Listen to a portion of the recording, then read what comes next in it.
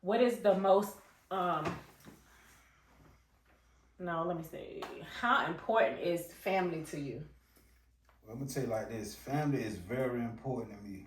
Mm-hmm. And I say that for a lot of reasons because I always see, like, you know, throughout the years, friends, people I know, or this is people in general, like, they don't have no strong bond with their family. Mm-hmm. And, you know, before I left the streets, of course I love my family on both sides, my mom and daddy, but by me running the streets so much, I never had time to, like, interact and do things with them. So when I was incarcerated and I made it when I was about to come home and I got on work release and I ended up getting me a phone and shit. So I was like, I'm gonna get in contact with every family member I can and like tell them good morning or reach out to as much as I can. Right. Like all my aunts, cousins, kids, or whatever, you know what I'm saying? So family means a lot to me. Like I'm really into my family on both sides and on play sides, you know what I'm saying? I play fair. You know what I mean? So I love my family. I don't care who it is on both sides. Because, you know, in family, like family situation, you got a lot of chaos. Right. This person don't like that person. This person talking about that person. But me, I just like everybody. You know, so I mess with everybody in my family. You know what I mean? So it means a lot to me.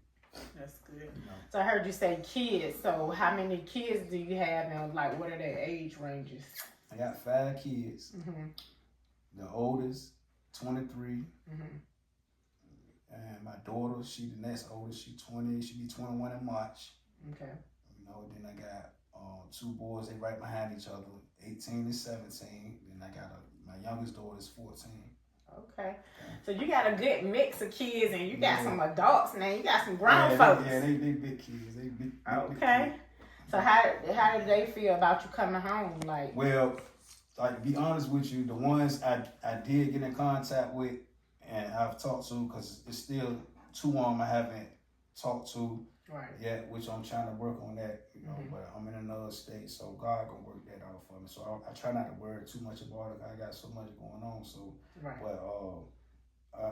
the ones that I have interacted with and talked to, they happy to see me, talk to me, and you know, the relationship is just rekindling, you know, because I haven't been there like I supposed to, so it takes time, you know, so I'm just going with the flow. I try to text them every day, not every day, be every other day, you know, so just to stay in contact with them. You know, they older now, so they got to come around on their own to have a relationship, you know what I mean? So I try not to press too much, you know, so like I used to do. At least that you let them know that you're there and I let them know, I'm present and I'm here if you need me. Right. Yeah, that's a good thing.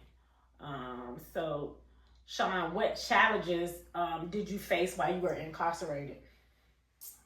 Challenges. Well, I ain't gonna say I had no challenge. The challenge was just doing the time. Right. That was a challenge. Because you had to every day you wake up, you know, you had to figure out how you gonna pass this day. You know what I'm saying? On top of all the bullshit that be going on through there. You know what I'm saying? Like I was at like 4 or 5 different prisons. So every prison was different.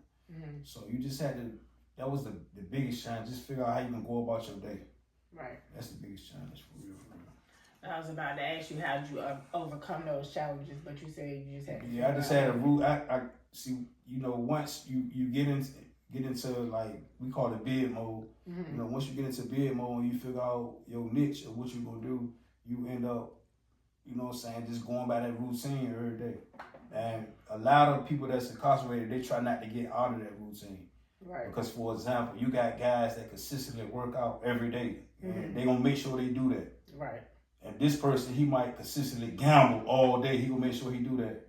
This person might read. This person might draw. Like it's all types of shit. You know what I'm saying? But I just passed my day, and whatever I did, I just, you know, continue to do the same routine. All right, cut 1 second.